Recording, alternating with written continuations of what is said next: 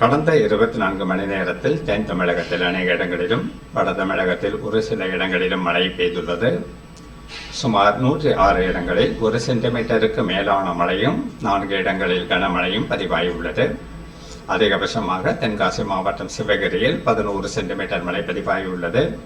அதிகபட்ச வெப்பநிலை பெரும்பாலான இடங்களில் இயல்பாகவும் ஒரு சில இடங்களில் இயல்பை விட 2 டிகிரி செல்சியஸ் அளவுக்கு குறைவாகவும் பதிவாகி இருந்தது.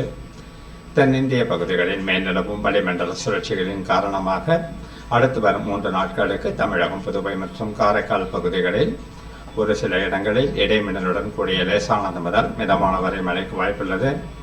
கனமழையை பொறுத்தவரை இன்றும் நாளையும் நீலகிரி முதல் கன்னியாகுமரி வரையிலான மேற்கு தொடர்ச்சி மலை மாவட்டங்கள் மற்றும் அதனை ஒட்டியுள்ள மாவட்டங்களிலும், மதுரை, சிவகங்கை, புதுக்கோட்டை, ராமநாதபுரம், தூத்துக்குடி உள்ளிட்ட தென் மாவட்டங்களிலும், தஞ்சை, திருவாரூர் உள்ளிட்ட டெல்டா மாவட்டங்களிலும் ஓரிரு இடங்களில் கனமழைக்கு வாய்ப்புள்ளது.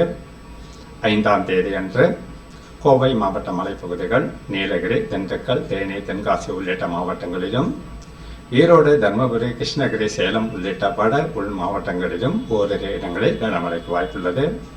அதிகபட்ச வெப்பநிலை அடுத்து வரும் 3 நாட்களுக்கு இயல்பாகவும் ஒரு சில இடங்களில் இயல்பை விட சற்று குறைவாகவும் பதிவாக வாய்ப்புள்ளது.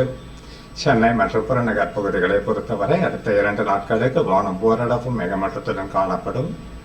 ஒரு சில பகுதிகளில் இடைமின்னலுடன் கூடிய லேசானது முதல் மிதமான மழைக்கு வாய்ப்புள்ளது. அடுத்து வரும் 5 நாட்களுக்கு மீனவர்களுக்கான குறிப்பிடத்தக்க எச்சரிக்கை எதுவும் இல்லை.